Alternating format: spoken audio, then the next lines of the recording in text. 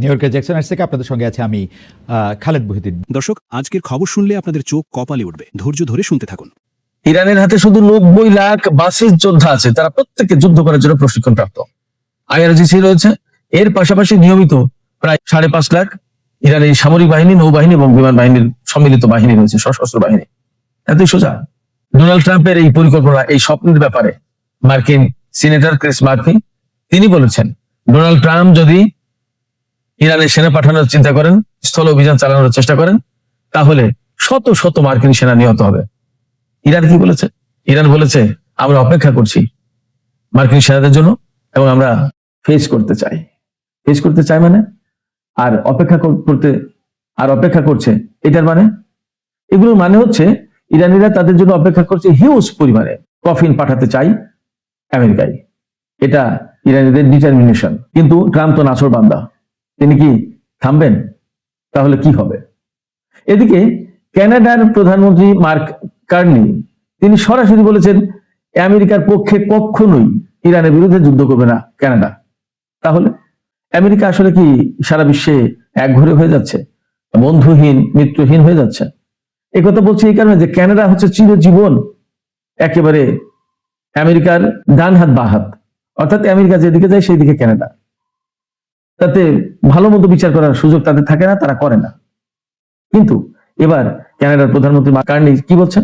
তিনি বলছেন যে তিনি আমেরিকার পক্ষে ইরানের বিরুদ্ধে কখনো যুদ্ধ করতে যাবেন না, যুদ্ধে অংশ নেবেন না। তাহলে কানাডা তো অনেক বড় একটা দেশ, একেবারে আমেরিকার পাশের দেশ, প্রতিবেশী দেশ, সীমান্ত যার সাথে রয়েছে। তাহলে সেই সীমান্তবর্তী প্রতিবেশী দেশ যদি এই যুদ্ধে আমেরিকাকে সাপোর্ট দেয়, তাহলে তো আমেরিকা সত্যি সত্যি বন্ধুহীন হয়ে যাচ্ছে, বন্ধুহারা হচ্ছে, একঘরে হয়ে যাচ্ছে। ব্যাপারটা তো তাই। শুধু এখানেই না, অস্ট্রেলিয়া বলেছে, স্পেন বলেছে, ব্রিটেনের সাথে তো রীতিমতো ঝগড়া চলছে। অনেকেই বলছে যে তারা যুদ্ধ করবে না। আরেকটা ব্যাপার আছে, এই সমস্ত দেশ কিন্তু সব নেটো জোটের সদস্য। তাই নেটো জোটের সদস্য তখন আমেরিকা আক্রান্ত হলে তো নেটো জোটের পক্ষে সবাই একদম ঝাঁপিয়ে পড়ার কথা। একজন সদস্য যদি আক্রান্ত হয় তাহলে বাকি সবাই ধরে নেবে আক্রান্ত হয়েছে, কিন্তু তা হয়নি, হচ্ছে না। অবশ্যই সেই পর্যায়ে যায়নি ব্যাপারটা, এবং সেটা হলে একটা ভয়াবহ পরিস্থিতি তৈরি হবে। আমি এখানে আপনাদেরকে একটু বলে রাখি, ব্রিটেন কিন্তু একই রকমের, কানাডার মতো ব্রিটেনও আমেরিকা যা বলে তাই শোনে, একেবারে চোখ বন্ধ করে। কিন্তু তারপরেও ব্রিটেন এই যুদ্ধে নেই। প্রত্যেকের ভেতরে হয়তোবা কিছু মানবতা বোধ কাজ করছে। আমি সব সময় বলছি যে বিশ্ব পাল্টে গেছে, পাল্টে যাচ্ছে এবং দ্রুত আরো অনেক পাল্টে যাবে।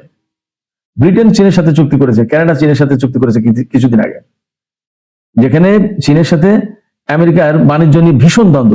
সেই জায়গায় এই দুই দেশ বহুদিন পরে এই দুই দেশের প্রধানমন্ত্রী গিয়ে চীনের সাথে চুক্তি করে এসেছে। আছেন কোথায়? ভীষণভাবে পাল্টে যাচ্ছে। তো সেক্ষেত্রে ডেফিনেটলি বলা যাচ্ছে যে আমেরিকা সারা বিশ্বে মিত্র হারা হয়ে যাচ্ছে। এপাশে চীন, রাশিয়া তো শক্তভাবে উঠে আসছে। এবার মধ্যপ্রাচ্যে যে দ্বন্দ্ব, সংঘাত, যুদ্ধ চলছে, তাতে মনে করা হচ্ছে যে একটা চূড়ান্ত ফয়সালা হবে।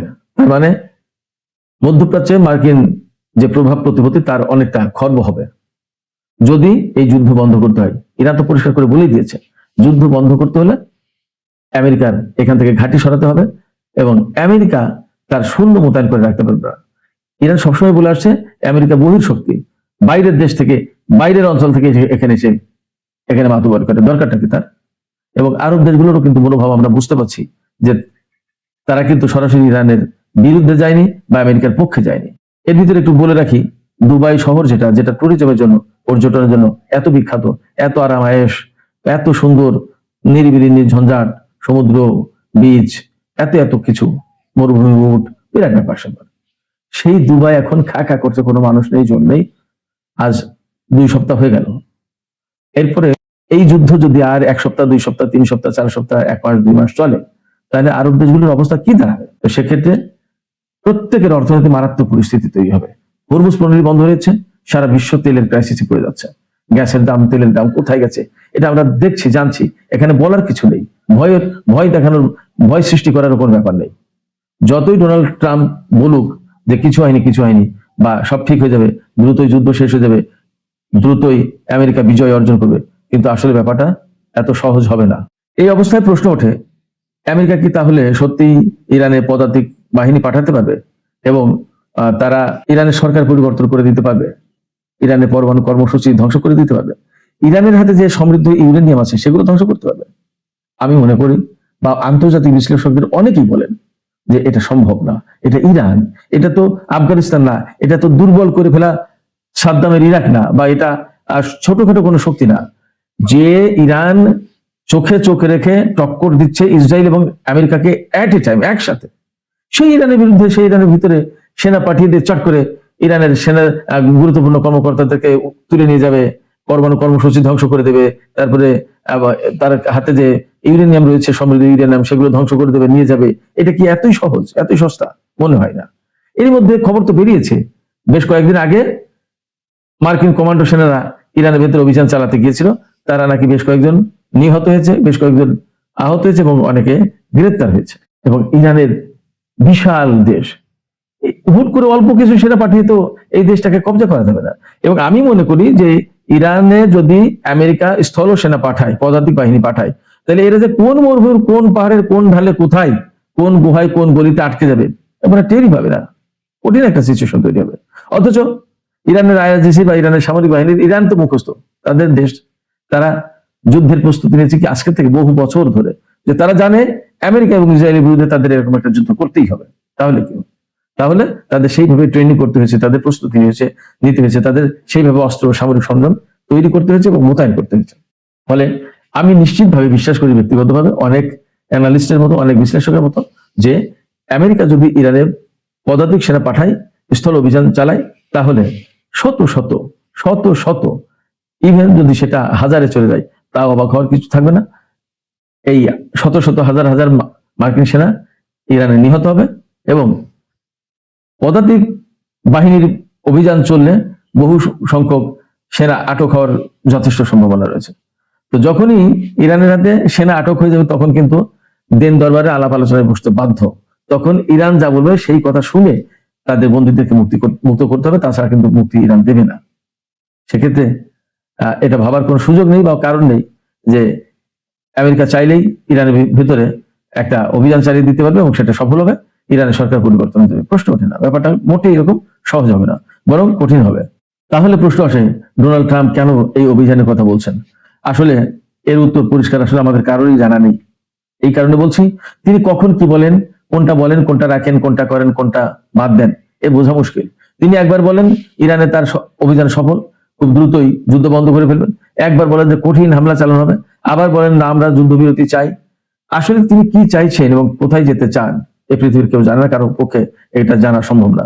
তবে আমি এইটুকু বুঝি, ডোনাল্ড ট্রাম্প যে পাগলামি করছেন, যে ধরনের হুটহাট করে খামখেয়ালিপনা করছেন, খামখেয়ালি মূলক সিদ্ধান্ত নিচ্ছেন, তার মূল্য আমেরিকাকে এবং ডোনাল্ড ট্রাম্পকে দিতে হবে। এই যে হরমুজ প্রণালী বন্ধ করা, তেল গ্যাস বন্ধ করার কারণে সারা বিশ্বে যে অরাজকতা তৈরি হয়েছে, তেলের দাম যে এত বিপুল ভাবে বেড়ে গেছে, গ্যাসের দাম বেড়ে গেছে, এবং আরব দেশগুলোতে তো একেবারে পর্যটক শূন্য, তাছাড়া আরো বহু দেশ জড়িয়ে গেছে। ইভেন আমেরিকার অর্থনীতিও ক্ষতিগ্রস্ত হচ্ছে। প্রতিদিন $2 বিলিয়ন চেয়ে বেশি খরচ হয় এই যুদ্ধ পরিচালনা করতে গিয়ে। তাহলে কি হবে? এত সহজ ইরানের বিরুদ্ধে তারা জিতবে মনে হয় না। তাহলে কি হবে তখন? এই যে এত ব্যয় করছে, এই ব্যয় উঠাবে, এই টাকা কোথা থেকে পাবে? ফলে আমি মনে করি, ইরানের যুদ্ধ পরিচালনা করতে যদি যাই, স্থল অভিযান, স্থল যুদ্ধ, তাহলে আমেরিকা মারাত্মক রকমের বিপর্যয়ের মুখে পড়বে। এতে আমার ব্যক্তিগতভাবে কোনো সন্দেহ নেই। তো সুপ্রিয় দর্শক, এখনকার আলোচনা আমি এখানে শেষ করতে চাইছি। আপনাদের কি মনে হয়, ডোনাল্ড ট্রাম্প কি সত্যি স্থল অভিযান চালাবেন? এবং স্থল অভিযান চালাতে গেলে তারা কি ইরানি সেনাদের ব্যাপক প্রতিরোধের মুখে পড়বেন না? আপনাদের কি মনে হয়? আপনাদের মতামত কমেন্টে লিখে জানান। আর ভিডিও ভালো লাগলে লাইক, কমেন্ট, শেয়ার করে সাথে থাকুন। চ্যানেলটি সাবস্ক্রাইব করে আমাদের সঙ্গে থাকুন। আপনাদের সবাইকে অনেক অনেক ধন্যবাদ। আল্লাহ হাফেজ। এই এক্সিট প্ল্যানের ব্যাপারটা বা এন্ড গেম যেটা, এই ব্যাপারটা নিয়ে ট্রাম্পের যুক্তরাষ্ট্রের যে বিশেষ দূত স্টিভ উইটকফ, তাকে প্রশ্ন করা হয়েছিল আমেরিকার একটা টেলিভিশন চ্যানেলে। তাকে প্রশ্ন করা হয়েছে যে এই যুদ্ধ ট্রাম্প কিভাবে শেষ করতে চায়, বা এই যুদ্ধ নিয়ে ট্রাম্পের এক্সিট প্ল্যানটা কি বা এন্ড গেমটা কি। তার এক কথায় উত্তর ছিল, আমি জানি না। এক কথায় উত্তর কি? আমি জানি না। কে জানে না? ট্রাম্পের মধ্যপ্রাচ্য বিষয়ক বিশেষ দূত বা উপদেষ্টা যদি বলেন, সে এই মধ্যপ্রাচ্যের প্রত্যেকটা দেশ ঘুরে ঘুরে 1 বার 2 বার 3 বার 5 বার 10 বার 20 বার 50 বার 100 বার সব দেশের রাষ্ট্রপ্রধানদের সাথে, পররাষ্ট্রমন্ত্রীদের সাথে, প্রতিরক্ষা মন্ত্রীদের সাথে, গোয়েন্দা প্রধানদের সাথে, সেনা প্রধানদের সাথে বৈঠক করে সব পরিকল্পনা করে ট্রাম্পের কানে দেয়। এবং এই যে ট্রাম্প এখানে কি করবে না করবে, কি করা উচিত, যুদ্ধটা কিভাবে শুরু করবে, এটা হচ্ছে মূলত তার এবং তার সাথে ট্রাম্পের জামাতা জারেদ কুশনার, তারপরে হচ্ছে ট্রাম্পের পররাষ্ট্রমন্ত্রী, ট্রাম্পের যুদ্ধমন্ত্রী, এদের পরামর্শ। এখন এদের মধ্য থেকে এই স্টিভ উইটকফ বলছে, আমি জানি না ট্রাম্পের শেষ এখান থেকে এক্সিট প্ল্যানটা কি। বলতে পারে যে আমাদের এখান থেকে এক্সিট প্ল্যান হচ্ছে অবশ্যই আমরা ইরানের সরকারকে বা রেজিমকে চেঞ্জ করে ক্ষমতা শেষ করে তারপরে হচ্ছে ইরানে আমাদের মতো একটা সরকার আমরা খুব সহজেই বসাবো, খুব শীঘ্রই বসাবো, এরকম কথা বলতে পারতো। বলছে আমি জানি না। ট্রাম্প আজকে নতুন করে হুমকি দিয়েছে। কি হুমকি দিয়েছে? যে যদি ইরান কোন ধরনের কোনো মাইন পুঁততে চায় হরমুজ প্রণালীতে মাইন পুঁতে কিভাবে, পানিতে মাইন বেঁধে রাখা আর কি, যে এখান থেকে যদি কোনো জাহাজ যায় সেই জাহাজ ওই মাইন লাগলে বিস্ফোরণ হবে এবং জাহাজ ক্ষতিগ্রস্ত হবে, জাহাজ আর যেতে পারবে না। তো ট্রাম্প নতুন করে একটা টুইট করেছে, পোস্ট দিয়েছে তার ইয়াতে, তার এই ট্রুথ সোশ্যালে।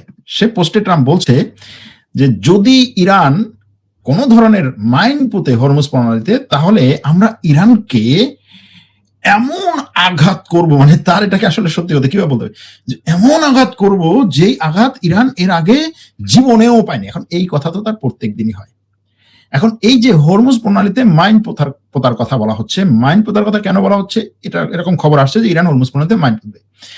এটার কারণ হচ্ছে আমেরিকার এই মার্কিন যুক্তরাষ্ট্রের যে তাদের এনার্জি সেক্রেটারি বা জ্বালানি মন্ত্রী, মার্কিন যুক্তরাষ্ট্রের জ্বালানি মন্ত্রী হচ্ছেন ক্রিস রাইট। তিনি পোস্ট করেছিলেন টুইটারে জাস্ট কিছুক্ষণ আগে। পোস্ট করার পরে তিনি সেখানে বলেছেন যে আমরা হরমুজ প্রণালীর মধ্য দিয়ে একটা তেলের ট্যাঙ্কারকে, তেলবাহী জাহাজকে, আমেরিকার যুদ্ধ জাহাজ, তাকে গার্ড দিয়ে, তাকে নিরাপত্তা দিয়ে হরমুজ প্রণালী পার করিয়েছে এবং এটা আমেরিকার রাষ্ট্রপতি ডোনাল্ড ট্রাম্পের ব্যাপক একটা সফলতা। এই তেলের বাজার তোমরা ভয় পেও না, তোমরা উজ্জীবিত হও, আমরা তোমাদের রক্ষা করতে আসছি। তেলের বাজার সাথে সাথে উজ্জীবিত হয়ে গেল, তেলের দাম 1 ঘন্টার মধ্যে হচ্ছে কয়েক % বেড়ে গেল। কিন্তু তার এই 1 ঘন্টা যেতে না যেতেই সে তার এই টুইটটাকে ডিলিট করে দিল। কেন?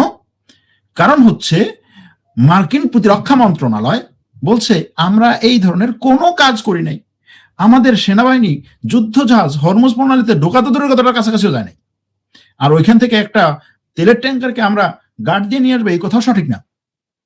তাড়াতাড়ি করে সে তার এইটাকে ডিলিট করে দিল, টুইটটাকে ডিলিট করে দিল। এখন দেখেন, একই সরকারের দুজন মন্ত্রী, দুটো মন্ত্রণালয়, একজন মন্ত্রী টুইট করলো যে আমরা দেখো তোমাদেরকে একেবারে সব নিরাপত্তা দিচ্ছি, জাস্ট কয়েক মিনিট পরই অন্য মন্ত্রণালয় বলছে না, এটা তুমি কোথায় পেলে? এদের মধ্যে আসলে কতটা সমন্বয় আছে বা কতটা সমন্বয়হীনতা এখন বিরাজ করছে, সেটা একটা বড় ব্যাপার। এই যে সমন্বয় বা সমন্বয়হীনতা এবং ট্রাম্পের যে আশেপাশে যারা আছে এদের কথাবার্তা, গত পরশুদিন ট্রাম্পের উপদেষ্টা, বিশেষ দূত এবং তার জামাতা ইসরায়েলে আসার কথা, তারা তাদের সেই সফর বাতিল করেছে। এটা একটা কিন্তু বড় খবর, যদি এটা নিয়ে খুব বড় ধরনের কথাবার্তা হয় না, কারণ হচ্ছে তাদের ব্যাপার, তাদের মিডিয়া বলবে না। কিন্তু তাদের এই সফর বাতিল করার উদ্দেশ্যটা কি? ট্রাম্প বলছে আমরা এই যুদ্ধের প্রায় জিতে গেছি, এই যুদ্ধে আমাদের যে অবজেক্টিভ গুলো ছিল, আমাদের যে চাওয়া পাওয়া গুলো ছিল, সেগুলো প্রায় পূরণ হয়ে গেছে। তো যদি এই যুদ্ধের সেগুলো প্রায় পূরণ হয়ে যায়, তাহলে তো এই যুদ্ধ নিয়ে আর বেশি একটা হাকডাক দেওয়ার দরকার নেই। কিন্তু বাস্তবতা হচ্ছে আমেরিকার সৈন্যরা, আমেরিকার সেনাবাহিনী এবং ইসরায়েল এই যুদ্ধে সফলতা পাওয়ার কাছাকাছি নাই, সেটা তারা বলছে।